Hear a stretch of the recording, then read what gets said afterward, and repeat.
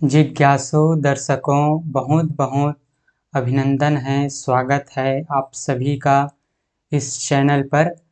प्रत्येक दिवस की भांति आज भी हम श्री शिव महापुराण पर कथा का कार्यक्रम लेकर उपस्थित हुए हैं और आज जो हमारी चर्चा का विषय है वह है शिव तत्व क्या है। ब्रह्मा जी से नारद जी पूछते हैं, जब भगवान विष्णु उन्हें भेजते हैं कि तुम शिव जी की उपासना करो, तो भगवान विष्णु जी की सलाह के अनुसार, उनकी आज्ञा के अनुसार नारद जी ब्रह्मा जी के पास जाते हैं और उन्हें शिव तत्व के बारे में पूछते हैं कि आप मुझे शिव तत्व के बारे में बताइए कि शिव तत्व है क्या, वास्तव में क्या है, भगवान शिव वास्तव में कौन है, उनका मूल स्वरूप क्या है, उस शिव तत्व का मुझे निरूपण कीजिए। इस तरह से नारद जी ब्रह्मा जी से पूछते हैं।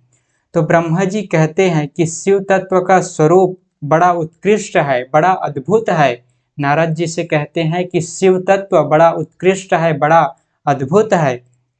जिस समय प्रलय काल उपस्थित हुआ, प्रलय का समय आया, संपूर्ण सृष्टि प्रलय में समा गई, उस समय समस्त ये चराचर जगत नष्ट हो गया। ये संपूर्ण चराचर जगत चर अचर, अर्थात यहाँ पर चर भी हैं अचर भी हैं। चर मतलब जो विचरण कर सकते हैं, जो गतिशील हैं, जैसे सभी जीव जंतु पशु पक्षी, ये सभी जो चैतन्य प्राणी हैं ये विचरण कर सकते हैं, तो ये सभी चर में आते हैं। और अचर में जो विचरण नहीं कर सकते वो अचर में आते हैं।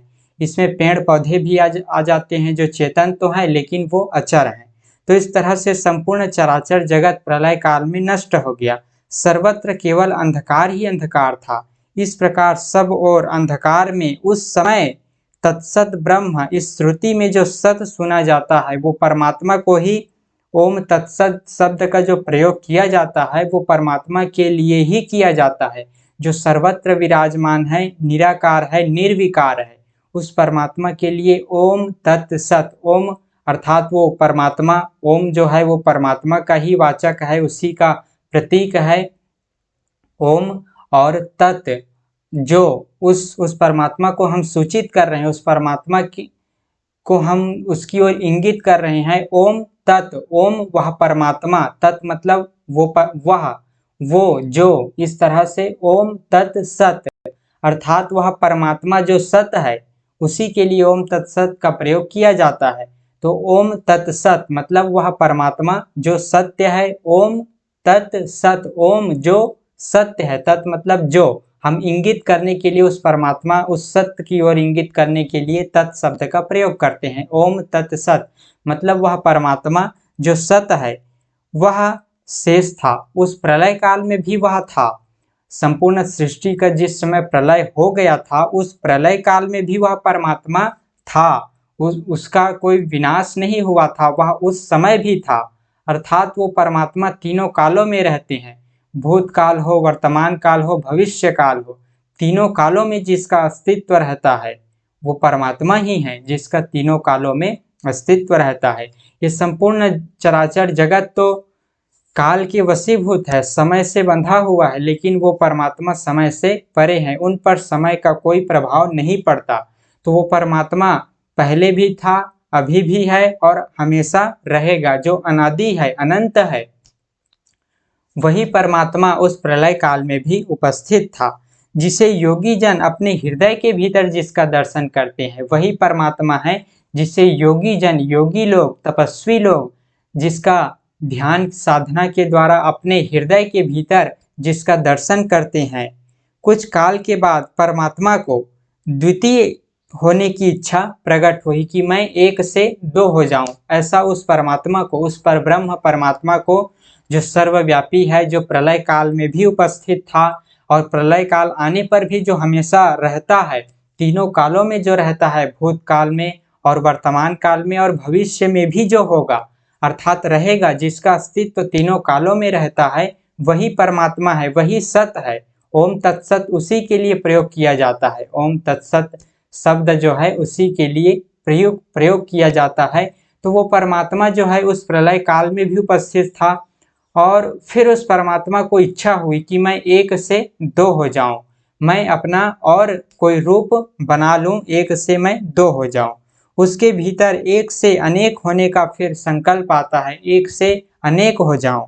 इस तरह से द्वितीय होने की इच्छा प्रकट हुई, उसके भीतर एक से अनेक होने का संकल्प उदित हुआ, एक से दो, फिर दो से और, मतलब मैं अनेक हो जाऊं, ऐसा उस परमात्मा को इच्छा हुई, संकल्प हुआ कि मैं एक से अनेक हो जाऊं। तब उस निराकार परमात्मा ने जिसका कोई आकार नहीं है, जिसका कोई निश्चित और कोई एक सीमा नहीं है, जो सीमा से परे है, उसको हम एक आकार में नहीं बांध सकते कि उस परमात्मा का विस्तार या उसका फैलाव बस इतना ही है, ऐसा हम उसको नहीं कह सकते। उसको हम कोई निश्चित आकृति भी नहीं दे सकते, और न ही हम उसको कोई आकार दे सकते हैं कि उसका विस्तार सिर्फ इतना ही है, ऐसा भी हम नहीं कह सकते। अर्थात वो परमात्मा निर्विकार है, निराकार है, सब विकारों से परे है। प्रकृति के जितने भी प्रपंच हैं, प्रकृति की जितने भी विकार हैं, वो सब विकारों से वो परमात्मा परे हैं, और वो हमारा मूल स्वरूप है, वही हमारा वास्तविक स्वरूप है। उसी को हमें जानना है, उसी का हमें साक्षात्कार करना है, उसी में हमें स्थित होना है। ये जो हम जीव रूप में तरह तरह की भोगों को भोग रहे हैं, इस संसार के बंधन में जो हम पड़े हुए हैं, इनसे हमें मुक्त होना है। यही हमारे जन्म मरण का जो है कारण है कि हम अपने स्वरूप से भटके हुए हैं। वो परमात्मा ही हमारा मूल रूप है, मूल पहचान वही है, वो परमात्मा जो सर्वत्र विराजमान है, निराकार है, निर्विकार है।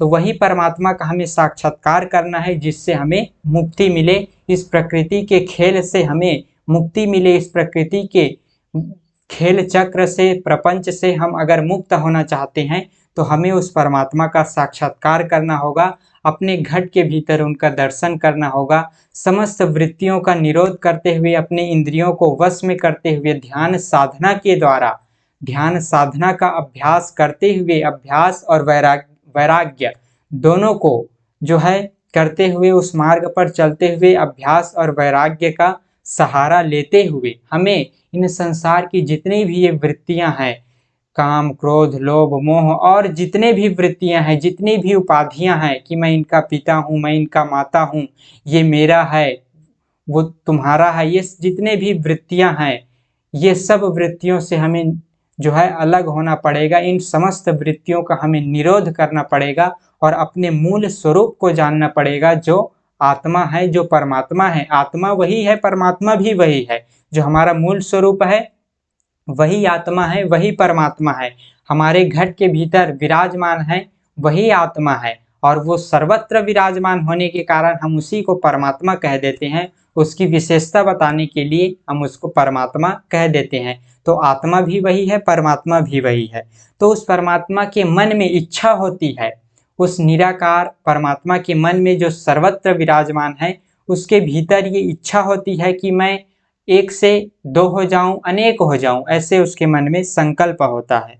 तब उस समय निराकार परमात्मा ने अपनी लीला शक्ति से, उस परमात्मा ने अपनी शक्ति से अपने लिए एक आकार की कल्पना की कि मैं इस आकार का हो जाऊं, इस रूप में मैं प्रकट हो जाऊं, इस रूप का मैं बन जाऊं। ऐसा वो जो है एक आकार की कल्पना करते हैं, अपने शक्ति के माध्यम से, अपने शक्ति के माध्यम से वो एक आकार की कल्पना करते हैं। वह मूर्ति संपूर्ण ऐश्वर्य गुणों से, जिस मूर्ति की, जिस आकार की वो कल्पना करते हैं, वह मूर्ति संपूर्ण ऐश्वर्य गुणों से संपन्न होती है, सर्व ज्ञानमयी होती है। वह मूर्ति संपूर्ण गुणों से संपन्न होती है। तो जो मूर्ति रहित परब्रह्म है, उसने अपने आप को मूर्ति रूप में प्रकट किया, मूर्त रूप में प्रकट किया, मतलब अपने आप को एक स्थूल रूप में प्रकट करते हैं, मूर्त रूप देते हैं, अपने आप को एक निश्चित आकार देते हैं, अपने आप को एक सगुण रूप देते हैं। वो परमात्मा जो निराकार है, वो अपने आप को एक साकार रूप देते हैं। तो जो मूर्ति रहित परब्रह्म है, जो निराकार परमात्मा है, उसी की मूर्ति, उसी का साकार रूप ही भगवान सदा शिव है। ऐसा शिव महापुराण में कहा जा रहा है कि जो निराकार परमात्मा है, जो सर्वत्र विराजमान है, जो सबके घट के भीतर विराजमान है, जिसको योगी लोग अपने घट के भीतर जिसका दर्शन पाते हैं और जिसका दर्शन पा करके इस भव बंधन से मुक्त हो जाते हैं, इन संसार की समस्त वृत्तियों से मुक्त हो जाते हैं, जन्म मरण के चक्र से मुक्त हो जाते हैं, मुक्ति को प्राप्त कर लेते हैं, मोक्ष को प्राप्त कर लेते हैं, जिनके साक्षात्कार से वही निराकार परमात्मा का ही सगुण रूप या साकार रूप या मूर्त रूप ही भगवान सदाशिव हैं, जो एक निश्चित आकार में, निश्चित रूप में, निश्चित एक सीमाओं को लिए हुए, एक सगुण रूप को लिए हुए प्रकट होते हैं। तो उस निराकार परमात्मा के मन में इच्छा हुई कि मैं एक से अनेक हो जाऊं, मैं अपने आप को एक सगुण रूप में, एक साकार रूप में प्रकट करूं, ऐसे उसके मन में इच्छा होती है। तो उस निराकार परमात्मा अपने आप को एक साकार रूप में प्रकट करते हैं, एक सगुण रूप में प्रकट करते हैं, तो वही भगवान सदाशिव हैं, जो उस निराकार परमात्मा का साकार रूप है। तो भगवान सदाशिव ही हैं, जो निराकार भी हैं और साकार भी हैं। मतलब भगवान सदाशिव परमात्मा है, वही निराकार परमात्मा है, क्योंकि उसी निराकार परमात्मा का ही भगवान सदाशिव जो है रूप है, उनका साकार रूप है। तो अब भगवान शिव को निराकार भी वही है, साकार भी वही है। तो इस तरह से वो निराकार भी है, साकार भी है, मतलब वो परमात्मा सगुण भी है, निर्गुण भी है। जिस तरह से पानी ठोस भी है बर्फ के रूप में और तरल भी है। जल तत्व जो है, जल तत्व वो बर्फ के रूप में भी अपने आप को अभिव्यक्त करता है ठोस रूप में, और जल के रूप में, पानी के रूप में भी अपने आप को अभिव्यक्त करता है तरल रूप में, और वाष्प के रूप में भी वो अपने आप को अभिव्यक्त करते हैं। तो इस तरह से वही परमात्मा अपने आप को कई रूपों में अभिव्यक्त करते हैं। वही निराकार होकर के सबके घट के भीतर विराजमान है, निराकार हैं, सच्चिदानंद हैं, सर्वव्यापी हैं, निर्विकार हैं, तीन गुणों से परे हैं, चैतन्य हैं, समस्त सृष्टि के अधिष्ठाता वही हैं। उसी की प्रेरणा से, उसी के सकाश से ये संपूर्ण सृष्टि, ये संपूर्ण प्रकृति कार्यशील है। संपूर्ण प्रकृति अनेक प्रकार की रचना कर रही है। हम अनेक प्रकार के जड़ चेतन की जो सृष्टि कर रही है ये प्रकृति, वो उस परमात्मा के सकाश से ही कर रही है। तो वो परमात्मा का ही साकार रूप भगवान सदाशिव हैं, और उसी परमात्मा का साकार रूप भगवान विष्णु भी हैं और ब्रह्मा जी भी हैं, क्योंकि वही परमात्मा ने इस संपूर्ण सृष्टि के कार्य संचालन के लिए अपने आप को भाव रूप में, सगुण रूप में प्रकट किया है। तो उस निराकार परमात्मा का ही भाव रूप या सगुण रूप ब्रह्मा विष्णु महेश है। तो इस तरह से बताया जा रहा है। तो वह भगवान सदाशिव इस तरह से अपने आप को साकार रूप में अभिव्यक्त करते हैं, प्रकट करते हैं, वो सदाशिव कहलाते हैं। उस निराकार परमात्मा जब अपने आप को साकार रूप में प्रकट करते हैं तो वही सदाशिव हैं और वही परमात्मा है, वही सबके घट के भीतर विराजमान है। तो भगवान शंकर जी का, शिव जी का जो हम रूप देखते हैं कि वो अपने तन पर भस्म रमाए हुए हैं, सिर पर चंद्रमा सुशोभित है, जटा में गंगा है, और बाघंबर जो मतलब अपने अंग में लपेटे हुए हैं, सर्पों की माला पहने हुए हैं। इस तरह से जो हम भगवान शंकर जी का रूप देखते हैं वो उनका साकार रूप है, और उसी भगवान शंकर का एक निराकार रूप भी है जो सब जगह विद्यमान है, कण कण में, घट घट में विद्यमान है, संपूर्ण सृष्टि में विद्यमान है। उसी की चेतना से, उसी के सकाश से ये प्रकृति क्रियाशील है। तो इस तरह से भगवान के दो रूप हो गए, एक भगवान के सगुण रूप हो गए और एक भगवान का निर्गुण रूप हो गया। तो इस तरह से वह भगवान सदाशिव जो मूर्ति रहित भी हैं वही, क्योंकि उसी मूर्ति रहित से वो अपने आप को अभिव्यक्त कर रहे हैं, तो वो निराकार भी हैं और साकार भी हैं। तो निराकार साकार में हमें भेद नहीं करना चाहिए, क्योंकि वो परमात्मा अपनी शक्ति के माध्यम से समस्त अनेक प्रकार की लीला करते हैं। वही साकार रूप में प्रकट होकर अपनी शक्ति को अपने वश में करके, जो है अपनी शक्ति को अपने अधीन करके इस सृष्टि के संचालन के लिए, सृष्टि का कार्यभार करने के लिए अपने आप को साकार रूप में, सगुण रूप में अभिव्यक्त भी वही करते हैं, और निर्गुण रूप में भी वो सर्वत्र सब जगह विद्यमान है। तो इस तरह से हमें जो है कोई भेदभाव, सगुण और निर्गुण में कोई भेदभाव नहीं करना चाहिए। सब उस परमात्मा के ही रूप हैं। अपनी प्रकृति को अपने अधीन करके, वश में करके वो अनेक प्रकार की लीलाएं करते हैं, अनेक प्रकार के जो है, अनेक प्रकार के मतलब एक खेल खेलते हैं, अनेक प्रकार की लीला वो करते हैं। सभी विद्वान उन्हीं को ईश्वर ईश्वर उन्हीं को ईश्वर कहते हैं, वो भगवान शिव, सदाशिव ही ईश्वर है। उस समय स्वेच्छा से विहार करने वाले उस सदाशिव ने, उस भगवान सदाशिव अब स्वेच्छा से वो विहार कर रहे हैं, विचरण कर रहे हैं इस सृष्टि में अपने आप को प्रकट करके, और उस भगवान सदाशिव ने अपने विग्रह से एक स्वरूप भूता अपने समान ही, स्वरूप भूता अपने जैसे ही शक्ति की सृष्टि की। उस जो साकार रूप में वो सदाशिव जी जो हैं, जो अपने आप को साकार रूप में प्रकट करके इस सृष्टि में विहार कर रहे हैं, उस सदाशिव ने अपने विग्रह से एक स्वरूप भूता शक्ति की सृष्टि करते हैं, एक स्वरूप भूता शक्ति की सृष्टि करते हैं, शक्ति को जन्म देते हैं, मतलब अपने ही अंग से, अपने ही विग्रह से उस शक्ति को उत्पन्न करते हैं, जो उनके अपने श्री अंग से कभी अलग होने वाली नहीं थी। उनके श्री अंग से, उनके विग्रह से, उनके रूप से वो कभी अलग होने वाली नहीं थी। उसी के साथ ही वो मतलब संबद्ध है, उसी के साथ वो सदा जो है जुड़ा हुआ है, उनसे कभी अलग होने वाला नहीं है। उस भगवान सदाशिव में ही वो समाया हुआ है, उनकी जो शक्ति है उस भगवान सदाशिव में ही समाया हुआ है, उन्हीं से ही जुड़ा हुआ है, तो जो उनकी अपने श्री अंग से कभी अलग होने वाली नहीं थी। तो इस तरह से भगवान सदाशिव ने अपने आप को उस निराकार रूप से साकार रूप में प्रकट किया, सदाशिव नाम से अपने आप को साकार रूप में प्रकट करते हैं, इस सृष्टि में विहार करते हैं और अपने ही श्री अंग से, अपने ही विग्रह से एक शक्ति को उत्पन्न करते हैं जो उनसे अलग नहीं है, उन्हीं में ही जुड़ा हुआ है, उन्हीं से ही संबद्ध है, उन्हीं से ही एक तरह से संसर्गित है, मतलब उन्हीं से ही जुड़ा हुआ है। तो इस तरह से एक शक्ति की भी वो रचना करते हैं जो उनके श्री अंग से कभी अलग होने वाली नहीं थी। जैसे भगवान शिव का हम अर्धनारीश्वर रूप देखते हैं कि एक भाग में वो नर रूप हैं और एक भाग में वो नारी रूप हैं, मतलब अपने आप को ही वे नर और नारी के रूप में प्रकट कर रहे हैं, तो वो दोनों अलग अलग नहीं है, एक ही में जुड़ा हुआ है। उस भगवान शिव के ही दो रूप हैं, नर और नारी रूप। तो इस तरह से उस भगवान सदाशिव ने अपने ही उस अंग से, अपने ही शरीर से उस शक्ति को प्रकट करते हैं जो उनसे अलग नहीं है।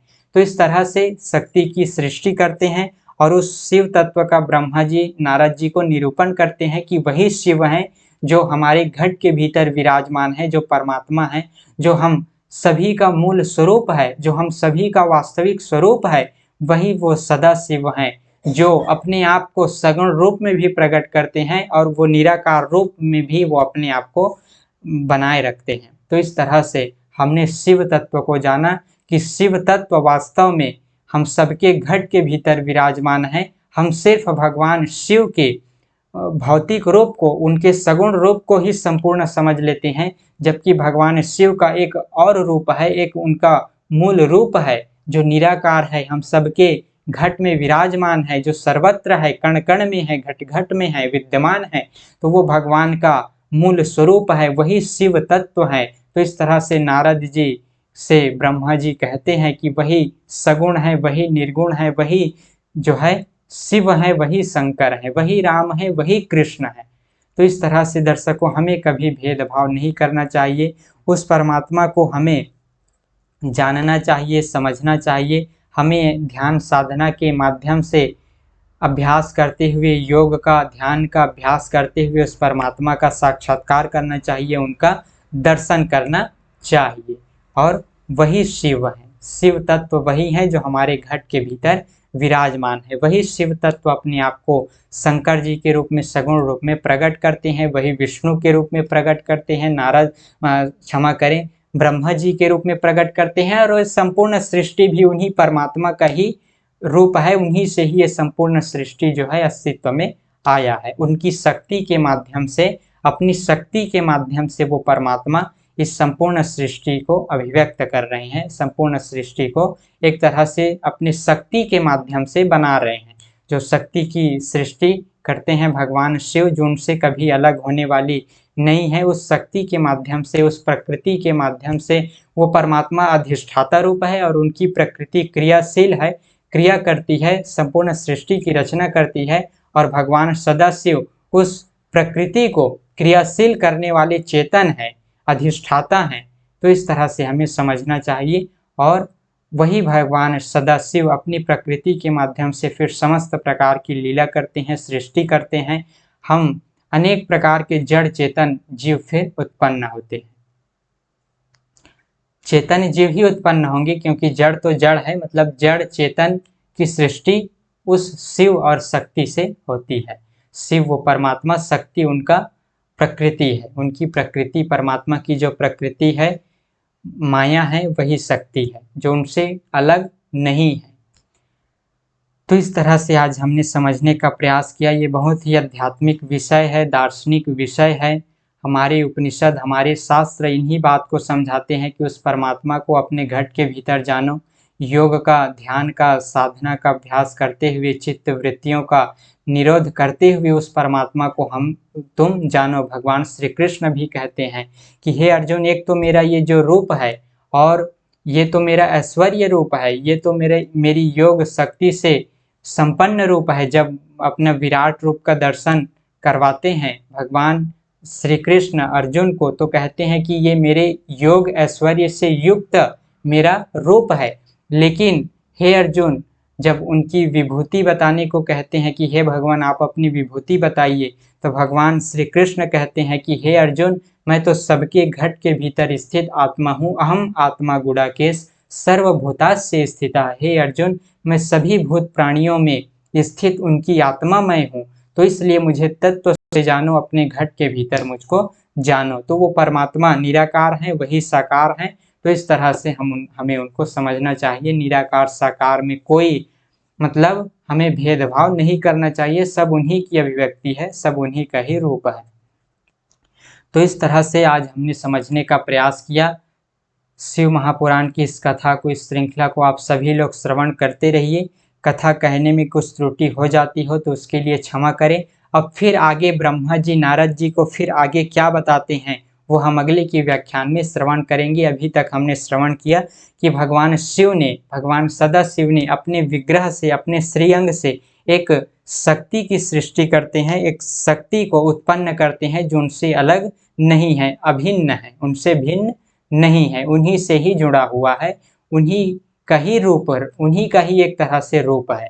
वो शक्ति भी उस परमात्मा का ही एक रूप है। तो अगले की व्याख्यान में फिर हम आगे की बातों को, ज्ञान की बातों को श्रवण करेंगे। कथा कहने में कुछ त्रुटि हो गई हो तो उसके लिए क्षमा करें और बहुत बहुत आभार है आप सभी का। ओम तत्सत।